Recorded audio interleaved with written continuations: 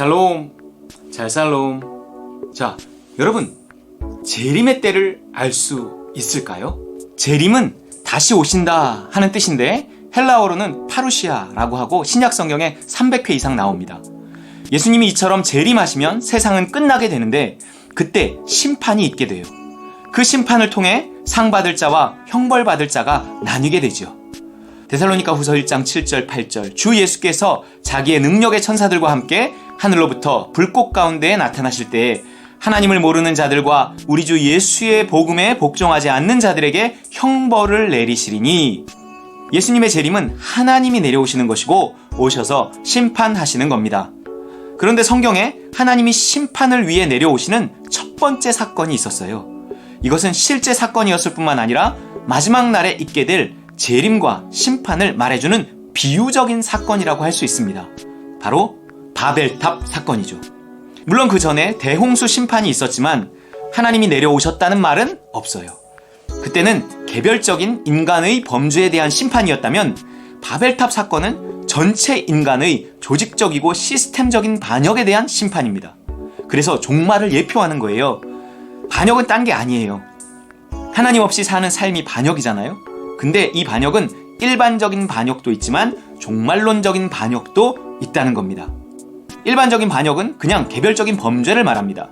하지만 종말론적인 반역은 하나님 없이도 안전하고 편리하고 평안한 삶을 시스템적으로 만드는 거죠. 인간의 힘으로 하나님이 필요 없는 세상을 만들어버리는 거예요. 하나님의 형상대로 지음받은 창조성 때문에 이게 가능하거든요. 그래서 이 심판이 대홍수 심판 이후에 나오는 거예요.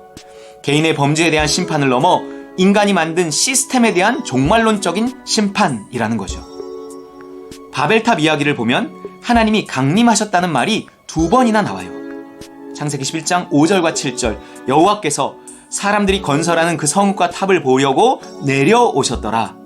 자, 우리가 내려가서 거기서 그들의 언어를 혼잡하게 하여 그들이 서로 알아듣지 못하게 하자 하시고, 둘 다 하나님이 하늘에서 내려오셨다는 겁니다.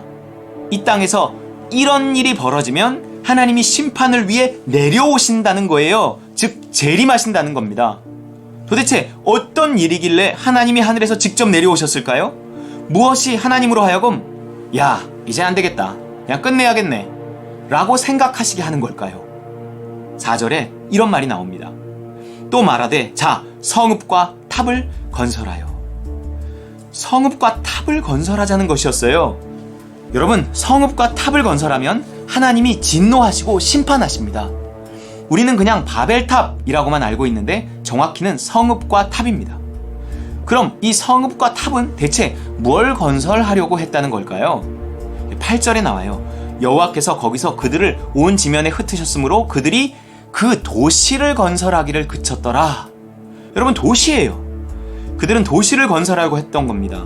도시는 곧 시스템입니다.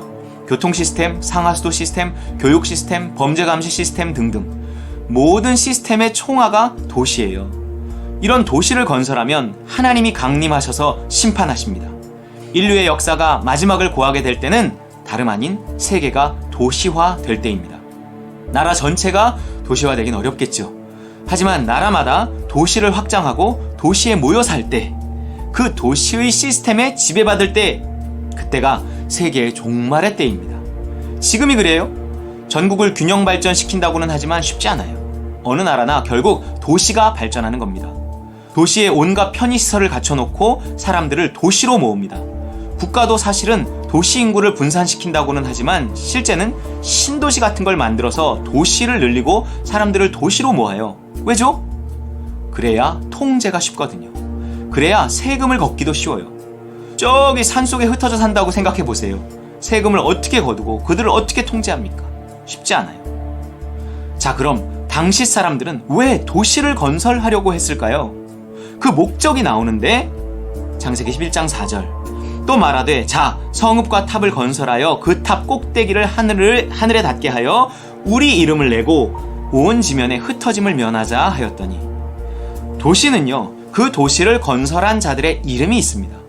왜냐하면 자연과는 달리 도시는 사람이 만들기 때문이에요. 그래서 도시에는 인간의 교만이 들어있습니다. 교만이란 하나님이 필요 없다는 생각이에요. 그런 교만으로 쌓아 올린 도시를 하나님이 기뻐하지 않으십니다. 사실 우리는요, 그런 도시 한가운데서 예배를 드리고 있는 거잖아요. 그러니 얼마나 발버둥 쳐야 우리의 신앙을 유지라도 하겠냐고요. 다음으로는 도시의 실용적인 목적이 나오는데 흩어짐을 면하자예요. 네트워크를 형성해서 이탈을 방지하는 거죠. 하나로 묶는 겁니다. 텐왕 프로젝트라는 통제 시스템을 작동해서 인민들을 감시하고 통제해서 흩어짐을 막는 거죠. 중앙정부가 도시를 세우고 바벨탑처럼 그 도시 한가운데서 중앙 집권화하고 흩어짐을 막는 겁니다. 사람들이 흩어질 수 있다는 것은 자율성을 갖고 선택할 수 있다는 건데, 그것을 인위적으로 막는 시스템을 도시를 만들어 작동하는 거죠. 그래서 도시는 사람이 만들고 기술이 만듭니다. 도시는요, 기술 집약적이에요. 세상의 모든 기술이 도시에서 펼쳐집니다. 기술이 집약된 도시 중의 도시가 스마트 시티입니다. 한국이 그 선도 국가예요. 여러분, 이제 그 바벨탑과 그 도시가 완성되어져 가고 있습니다.